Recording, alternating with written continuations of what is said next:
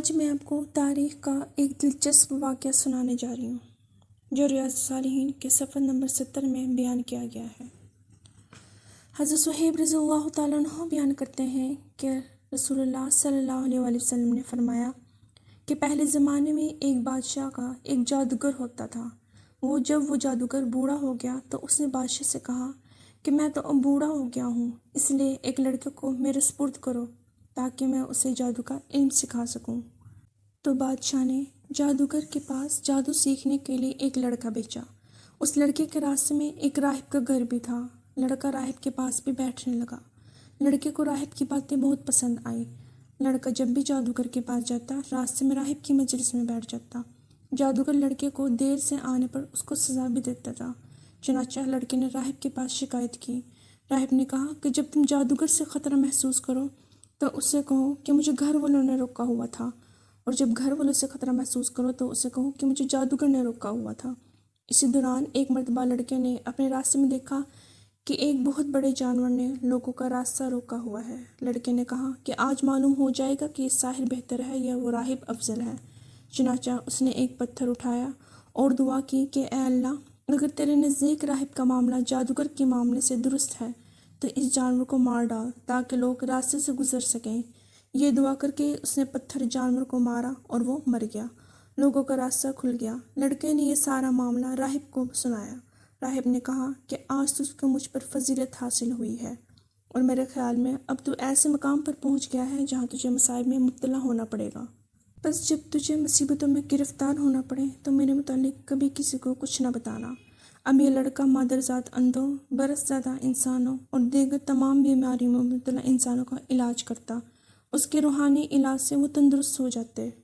چنانچہ بادشاہ کا ایک مصاحب جو اندھا ہو گیا تھا وہ لڑکے کی خدمت میں بہت زیادہ تحائف لے کر پہنچا اور کہنے لگا کہ اگر آپ مجھے شفا دے دیں تو یہ تمام چیزیں تمہیں دے دی جائیں گی۔ لڑکے نے کہا میں کسی کو شفا نہیں دے سکتا، شفا تو صرف اللہ تعالیٰ دے سکتا ہے۔ اگر تو اللہ پر ایمان لے آئے تو میں اللہ سے دعا کروں گا کہ وہ تجھے شفا عنایت کرے۔ چنانچہ وہ ایمان لے آیا، اللہ نے اسے شفا بخشی۔ بادشاہ کا مصاحب حسب معمول بادشاہ کے پاس آ کر بیٹھ گیا۔ بادشاہ نے کہا تجھے بصارت کیسے نصیب ہو گئی؟ اس نے کہا میرے پروردگار نے مجھے عطا فرمائی ہے۔ بادشاہ نے کہا کیا میرے علاوہ تمہارا اور بھی رب ہے؟ اس نے کہا میرا اور تیرا رب صرف اللہ ہے۔ بادشاہ نے اس کو گرفتار کرنے اور تشدد کرنے کا حکم صادر کر دیا۔ تشدد برداشت نہ کرتے ہوئے اس نے لڑکے کا پتہ بتا دیا۔ چنانچہ لڑکے کو بادشاہ کی کچہری میں پیش کیا گیا۔ بادشاہ نے اس کو مخاطب کرتے ہوئے کہا بیٹا، اب تیرے جادو کی مقبولیت کا یہ عالم ہے کہ تو جادو سے مادرزاد اندھوں اور برس والوں کو تندرست کر دیتا ہے۔ اب تو بہت ماہر ہو گیا۔ لڑکے نے کہا شفا میں نہیں دیتا، شفا دینے والا صرف اللہ ہے۔ لڑکے کو بھی گرفتار کر لیا گیا اور اس پر تشدد کیا گیا۔ تشدد کتاب نہ لا کر لڑکے نے راہب کا پتہ بھی بتا دیا۔ چنانچہ راہب کو بھی پکڑ کر لایا گیا۔ اس سے کہا گیا تم اپنا دین چھوڑ دو۔ اس نے انکار کیا تو بادشاہ نے آرا منگوایا اور اس سے راہب کے سر کے 2 ٹکڑے کر دیے۔ اس کے بعد بادشاہ کے مصاحب کو لایا گیا۔ اس سے بھی یہی کہا گیا کہ تم اپنے دین سے باز آ جاؤ۔ اس نے بھی جب انکار کیا تو اس کے سر کے درمیان بھی آرا رکھ کر اس کے بھی 2 ٹکڑے کر دیے گئے۔ ان کے بعد لڑکے کو لایا گیا۔ اس نے انکار کر دیا۔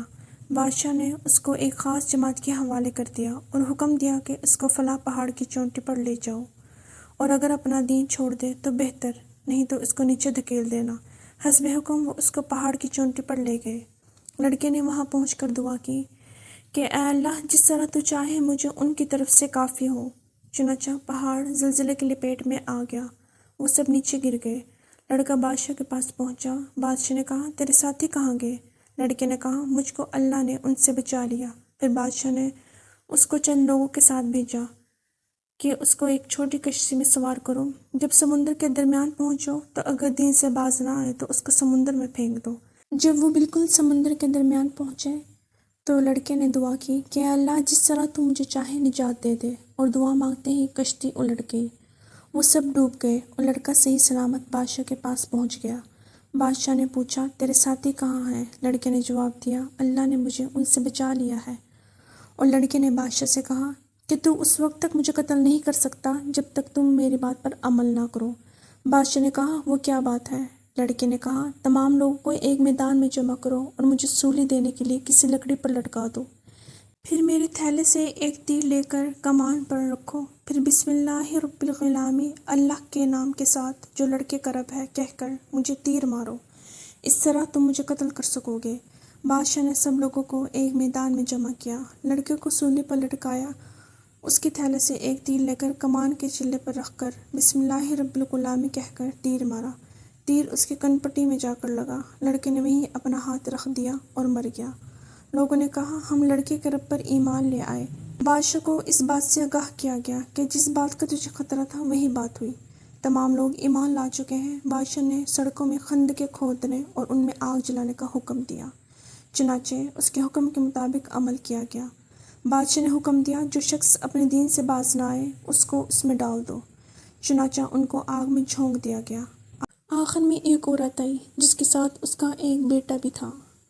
عورت نے آگ میں داخل ہونے سے پس و پیش کیا، یعنی فکر ظاہر کی، تو لڑکا بول اٹھا اماں صبر کرو، یقیناً تم حق پر ہو۔ یہ تھا ہمارا آج کا ایمان افروز واقعہ۔